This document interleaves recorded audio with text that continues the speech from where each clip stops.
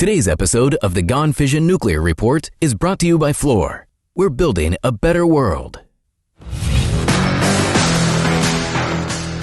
Welcome to the Gone Fission Nuclear Report, your one-stop source for all the latest news from the Department of Energy's Environmental Management Program. Now, here's your host, Michael Butler. Hello, and welcome to the Gone Fission Nuclear Report. Today is Monday, September 11th. We're covering all the news from the Department of Energy's Environmental Management Program across the country. We thank our friends at Fluor for being presenting sponsor for today's episode. DOE's environmental cleanup is a small world. When it comes down to it, there are only a handful of major U.S. companies who are leading the cleanup of DOE sites around the country. You can count them on two hands.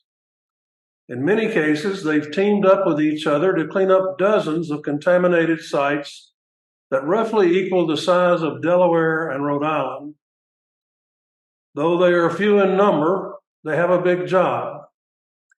EM Director of Communications Eric Oles described the challenge in a recent Gone Fission interview. If you look at it holistically, for about 3 decades, really more than 30 years now, the EM program has really tackled one of the largest cleanup efforts in the world. In fact, it likely is the largest cleanup project in the world. And that project has really been to address the legacy of decades of nuclear weapons production and government-sponsored nuclear research.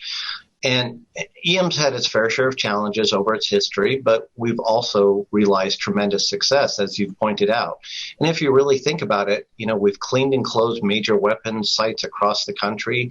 We built the nation's first geologic repository. We built complex, one-of-a-kind facilities for treating different kinds of waste.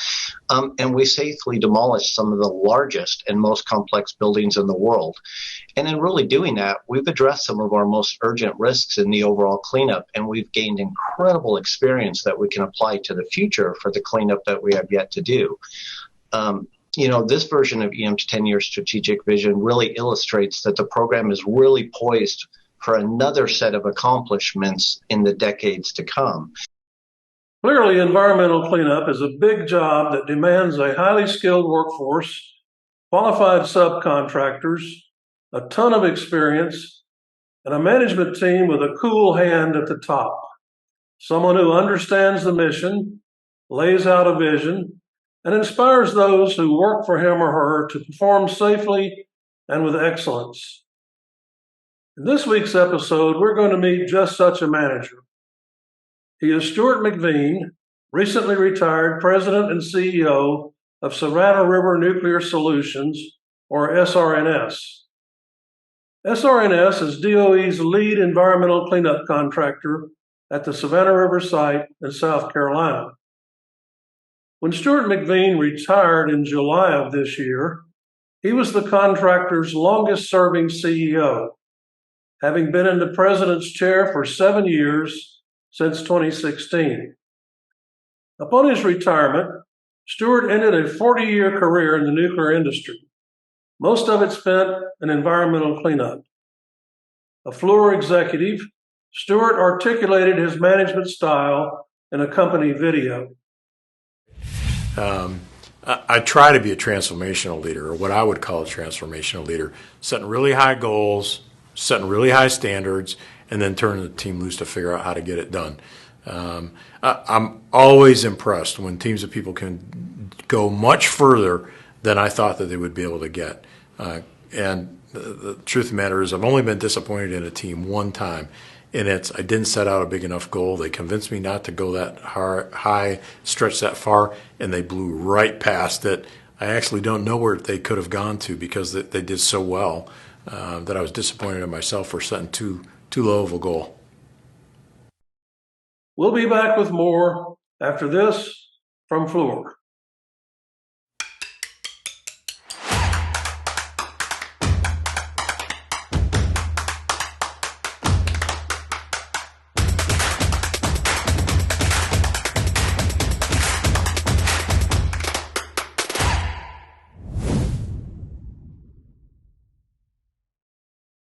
Following his recent retirement and a short vacation, Stuart MacVean sat down with me to talk about his 4 decades in the nuclear industry, the cleanup challenges and accomplishments at Savannah River and around the DOE complex, and his plans for the future. We're talking now with Stuart MacVean. Stuart is the recently retired president of Savannah River Nuclear Solutions, the environmental cleanup contractor at the Savannah River site. It's a post he held for 7 years, is the longest serving CEO in that position since 2016. Hello, Stuart, and welcome to the podcast. Hi, Mike. Glad to be here. Thanks for having me. Well, we're happy to have you here. I want to talk a little bit about your early career when you started out in the nuclear industry. Your bio shows that you've been in the industry for about 40 years, which is a good length of time, and much of that in the environmental cleanup arena. If you think about the 80s, when you would have started, that decade was bookended by a passage of the CERCLA Act in 1980, which was one of the most stringent environmental laws that we have on the books in this country. And then the decade ended with the creation of the DOE Environmental Management Group, which now is involved in cleanup of all the DOE sites. So can you tell us a little bit about how you started in the industry and maybe how you've seen the environmental cleanup industry change over that 40-year period? Oh, yeah, I'd be glad to. So actually what got me into it was as I was interviewing at the tail end of college, my senior year of school, the Navy was doing a lot of recruiting, and happened to be one of the outfits that I sat and talked with at college about what the future post-graduation looked like. And they were offering some really good programs at the time. I'm not sure everybody remembers, but that was the Reagan era, and it was going to be the 600 ship Navy. We're going to do the big buildup, and so they needed a lot of help and support in the shipyards. And they were offering the equivalent of a nuclear engineering master's program for all intents and purposes if you joined as a government employee and went to work at the Navy shipyard. And so that's what I ended up doing. That was kind of the best deal. They were offering good money, and they were offering continuing education. And so it seemed like it was going to be a really good opportunity. I went to work at Norfolk Naval Shipyard down in Portsmouth, and served there for about 3 years in the nuclear test engineering program. That's actually what got me into the nuclear business.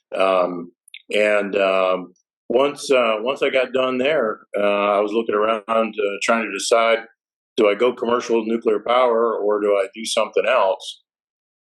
And this opportunity in environmental cleanup came up before there was even an environmental cleanup program recognized, because it had started in some places in the country. And so I moved up to West Valley, New York, right outside Buffalo, and worked there for quite a few years, and made that decision based on the commercial nuclear industry wasn't doing all that great at that time. And it was beginning to look like that was going to be the end of the nuclear industry. Turns out, we've had the Renaissance and things are coming back. But at the time, environmental cleanup looked like it was going to be the best opportunity for a career. And so that's where I went off to go work. And of course, in the late 80s, 1989 is when things really got hopping in the environmental cleanup program with the establishment of environmental management. And, it's been a good, strong program ever since. CERCLA was probably one of the best laws that this country's put in place in terms of making sure that, we give back to the environment, what we're taking away from it. And chemical cleanup was one of the main issues. A lot of people look at nuclear and worry about the radioisotopics that we need to worry about, nuclear materials. But the reality is the chemicals that were used and its legacy over the years of the weapons programs were actually one of the biggest concerns. So CERCLA, RCRA, all those hazardous waste cleanup laws that were put into place in terms of what you do and how you do it really made a big difference, I think. And it's one of the things that we've really focused on over the decades that I've been in this business. Well, the Navy certainly launched a lot of great careers for people in the nuclear industry, and it's obviously served you very well over the years. You just retired as president of Savannah River Nuclear Solutions. We mentioned the lead environmental contractor for DOE at Savannah River, and you were the longest serving CEO that the SRNS has had during its contract. How big are the cleanup challenges at Savannah River, and how do you feel that SRNS is doing in meeting those challenges? Well, we've actually done a tremendous amount of cleanup and given back a lot of land with no controls back over to the federal government. When you look at what occurred back during ARRA days back in the early 2010s, significant progress was made there to decommission and clean up a number of different facilities, and we continue to make really good progress while I was out there, mostly focused on groundwater, ground contamination, making sure that we were staying on top of that, cleaning up some of the biggest challenges we had out there during the 7 years I was there was cleaning up coal ash piles in the runoff from those. Now, that's not to say we didn't have our big nuclear challenges. We got 235F out there that we've been focused on. We've been shutting down F&H lab that sits right up against F Canyon. So we've still got some big nuclear facilities that need to be dealt with, and we're making some really good progress there. But I would tell you that the biggest challenge that DOE is going to have at the Savannah River site is finishing up the mission for the big operating plants, the production plants that are currently operating, and then going into the deactivation and decommissioning those large-scale facilities. So when you look at H Canyon, DWPF, Saltstone, those facilities are large.Ey've still got a lot of mission ahead of them.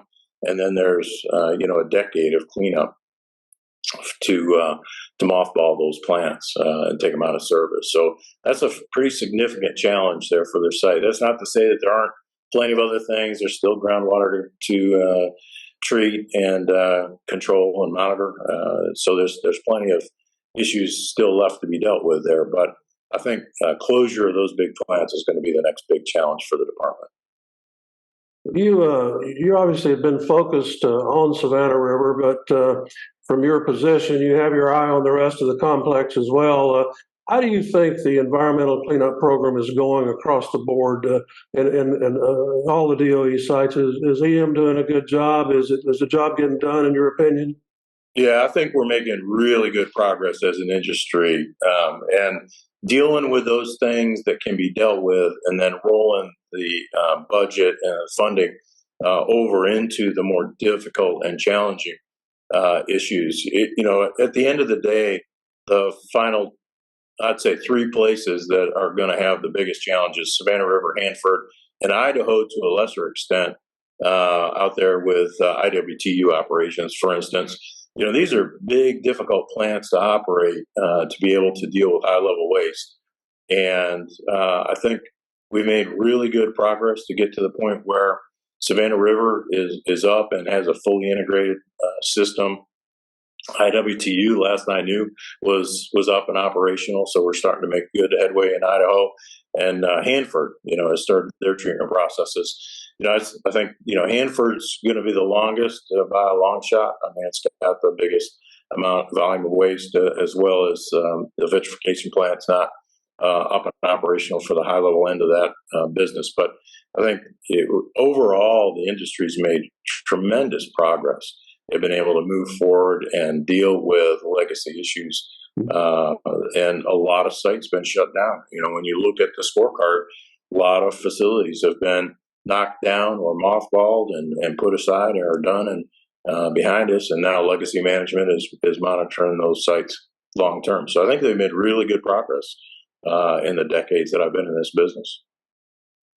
When you announced your plans for retirement in July, you sent a letter to the employees, and in that letter, you said that you had originally thought you would have a 2-year stint as a CEO, and that, of course, turned into more like 7 years. But you also you called your time as CEO the most humbling and gratifying of your career. What did you mean by that? So what I really meant by that was it was just inspiring to watch the capability of the organization get things done, whether it was environmental cleanup side of the business, whether it was site services and making sure the tenants had everything they needed to run in the big nuclear facilities, and always coming up with some new innovation that would reduce cost and shorten life cycles of how we ran those plants. We made really good progress, and it came from all the good ideas that the folks that I worked with out there had, and it was just amazing the number of kinds of concepts and ideas they could come up with to make things happen. And so that's really what I meant by that. It was just great to be their voice and to be able to speak to the rest of the industry about the progress and capability that they brought to the table. Yeah, when you read something like that, it sure sends a message that you seem to have a lot of respect for your workforce there. Well, I mean, in the big scheme of things, we wouldn't get things done without all the folks that are there, and it was just pretty awe-inspiring, to be honest with you, to work with them. Let's talk about your management style for a minute. We played a clip earlier in this episode in which you said you view yourself as a transformational leader who sets high goals and high standards and then turns the team loose to get the job done. Is that your management style? It sure is. I've only been disappointed once in my career with setting targets or goals for an organization. Once I got to the point of not just worried about my own performance, but worried about performance of different teams. And it was when I let them talk me down from something I thought they could do. And then they went blowing by it so fast. I just, was chagrined that they snookered me into the lower bar. So I've always been pretty tough, when I talk to my organizations about, let's make sure we're reaching high enough, because it's amazing once you set those really big, hairy goals, what people can figure out how to make happen. So I've always been pleased by that. This organization out at SRNS is no different. Just set some really big, audacious goals, and they go get it. And it was really a lot of fun. Well, we know that safety is a big priority in all the DOE cleanup sites, and Savannah River is certainly no exception. In 2020, you received the distinction of being named a CEO who gets it by Safety and Health magazine. And most DOE contractor CEOs have a story about an early event in their career that kind of shaped their view about safety and how they carried out safety programs throughout their career. What's your story? Do you have one about something that happened early in your career regarding safety? Yeah, so I would start my answer by saying that, I grew up in an era where I think people thought stuff happens. And it's just part and parcel of doing construction activities or operating plants, that things that occur that folks get hurt, and you just have to deal with that. And so I grew up in an environment where that was the norm. And I had an individual right at shift change one day that was walking down a flight of stairs that tripped and fell down the stairs. So it wasn't necessarily a work-related accident, but it was a on-premises accident. And we recorded that because it occurred in the facilities. And she was pretty severely hurt. Had a number of broken bones from falling down the stairs. and it took about 6 months to get her back to work. And I realized that, if I had just had a rule in place that said, I want you to use the elevator, or if I'd had a rule that said, let's use the change rooms downstairs instead of upstairs, then that injury may not have occurred. And as I started thinking about that and broadening that out to, what happens every day at these facilities? And when people are working, is there anything that we can do either from the behavioral side or facility condition side? It could improve our lives and our lives, and make it so that people go home the same way that they came in, and that we ought to get to the point of just not accepting. It's kind of that big hairy goal concept. Let's just get to the point of nobody gets hurt, and let's have that be the goal. I think a lot of us in the industry have gone through that. We all have a story like that to tell. Each one of them is a little bit different, but I think all of us in the industry, if you talk to all of the presidents or CEOs of these big limited license companies, it's limited liability companies. Sorry, I just flipped back to my UK language.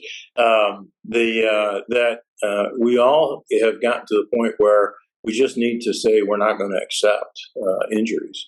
And so I was blessed with a team that was willing to take that on. We actually hit 27 million safe work hours, which was phenomenal in that time frame. And here at Savannah River Nuclear Solutions, and so over the years, that has just become a part of the mantra of nobody gets hurt. Let's all go home at the end of the day. And so that just became, kind of that chant, that mantra that I use it all the time with all the teams. It was the first thing I ever said to a new organization that I walked into is let's make that one of our basic tenets. Well, you mentioned your UK language there and your response. Let's talk about that for just a minute. You were, that's part of your experience working in the United Kingdom at the Sellafield plant. Is that right? That's right. Yeah. And what was your role there? What did you do at Sellafield? Yeah, so I was in charge of the Thorpe and Magnox reprocessing facilities. So those are the two large-scale reprocessing facilities for two different kinds of materials over there, spent nuclear fuel. And, that's actually what my big history is running large-scale facilities, whether it's starting up vitrification facilities or whether it's running reprocessing facilities. I've had the opportunity to run some very large-scale production facilities, and so that's what I went over to the UK to do. Was be the executive director for reprocessing for spent fuel. Do you have any comparisons about how working in the UK in the nuclear industry is versus in the US? Are they similar? Are there big differences? There's a big difference in terms of regulatory environment. Huge difference. Over there, what they do is they say, okay, here's your license conditions. How are you going to meet those? And then you get to establish how you're going to go meet those regulatory requirements, the license conditions. And then they challenge you whether you were staying in compliance with your own set of rules. Over here, you get told how to do things an awful lot. I actually think the regulatory environment over there has a lot to offer here in the U.S. I think establishing for yourself what your ground rules are going to be and then complying with those can actually provide for a lot more opportunity to accelerate work activities compared to you're going to be very prescriptive about how you do it. And I think there's a lot of opportunity there. Each has its pros and cons, but I found them to be very interesting to work within a different set over there in the UK. You're known for being a community leader in the communities where you serve. During your tenure there at SRNS, you were recognized by the Aiken Chamber of Commerce as the Man of the Year, and SRNS received other accolades for community involvement. under your watch. How important is community involvement and community support in the success of the cleanup mission, and how would you rate that support in the Aiken-Augusta area? So it's very important. I think, as corporate leaders in a community, you've got to be out there talking with folks. They're very interested in what you're doing and how you're doing it. They're interested in what it means to them from a business community standpoint, and they want to see folks are willing to give back to their communities. So yes, I always took that as a very important element of the company's responsibility to the area. I think that you can see community support at all these facilities in the industry, across the United States. I think the community support that we've got here in Aiken and Augusta area, CSRA, is probably one of the best. If you look at the South Carolina regulatory environment and you look at the support we've got from the community here, it is really strong. And it makes a big difference. When you go to D.C. and they talk about knowing personally the folks from your community that are up there talking about what's important to them and how the site fits into what's important to them, I think it makes a difference with legislators, with the Department of Energy. They appreciate when a community really supports the activities that they've got going on. It's a really good, strong partnership. So I think community is really important, and it's one of those things that we constantly were talking to folks about giving back to the community.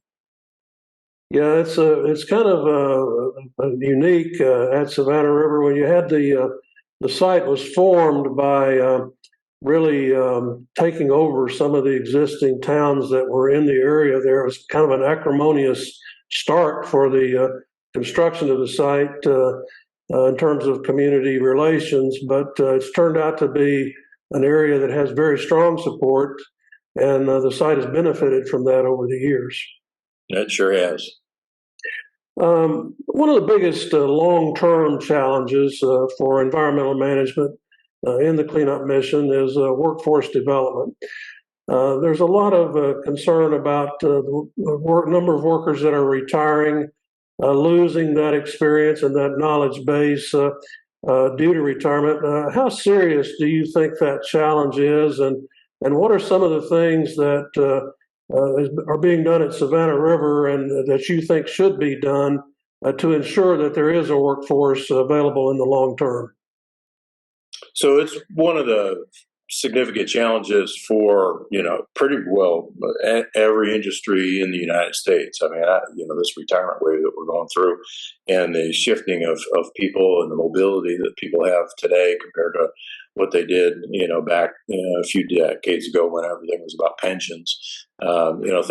Things have changed. And so the environment has changed. And I think what's important is that we change along with it. We have to change that business paradigm about what kind of a model do we use on recruitment and hiring and retention of folks that are going to be able to operate these facilities for decades to come yet. I mean, we're a long way from being done. And I think it's important that, we bring on the next generation. If you go back to the 2016 timeframe, everybody was talking about silver tsunami and the retirement cliff. And at the time, there was a lot of flavor of being victimized. Oh my gosh, it's the end of the world. We're going to lose everybody that's got all this knowledge. So I think one of the challenges we had in the industry is let's step past that. Let's start doing something about that. Let's change the way we approach it and the way we think about it. Savannah River Nuclear Solutions in particular, but I think a lot of other contractors as well, have changed that paradigm about how they recruit. We spent a lot of time out in the community and regionally recruiting. We've set up pipelines that are much more developed. We've got apprenticeship programs that are much more adaptive to the needs of the sites. And then you move into knowledge transfer. So you've got to then be able to transfer that knowledge from the folks that are retiring over into the next generation.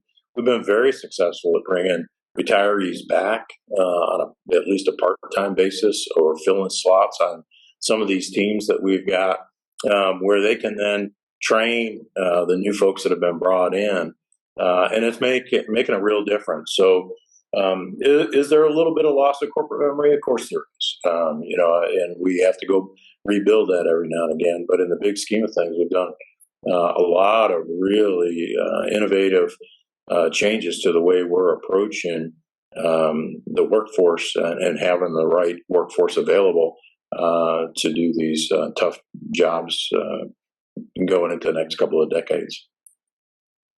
Stuart, from where I sit, from my perspective, you're still a young man with years to go. I'm wondering what made you decide to retire at this time, and what were the factors that went into your decision? Well, the truth of the matter is, I'm quite a bit older than I think a lot of people think, number one. Number two, I'm actually quite a bit past where I thought I was going to retire. My dad retired early and then died at a pretty early age and wasn't able to take advantage of retirement. And so my goal has been to retire earlier than I'm actually retiring. But it also seemed like it was a good time. We've just last year gotten a 5-year extension to the contract for Savannah River Nuclear Solutions. They've got time to really build kind of the next wave, next legacy. I wasn't going to ride it to the end of that, and so it just felt like it was a good time to be able to move out, let new folks come in and start to take over and build what they think the company needs to look like to ride out the rest of this contract period, this next 4 years or so. And it then make opportunities for others as the cascade or domino effect goes down into the organization. Everybody moves up a little bit and gets new opportunities. And so those new ideas, new concepts, I think just lends itself. 7 years is kind of a long time. I'm not sure whether that was good or bad. A lot of stability there for the time period that I was there. But on the other hand, change is good. Moving on and having new folks come into different positions and getting that kind of fresh thought, fresh ideas, that's the same for me as for anybody else. Well, let me ask you this: what's next for Stuart MacVean? Are you done, as we say in the D&D world, or can we expect to see you back in another environmental cleanup role soon? Or do you have other plans or interests, like starting a business or maybe running for office?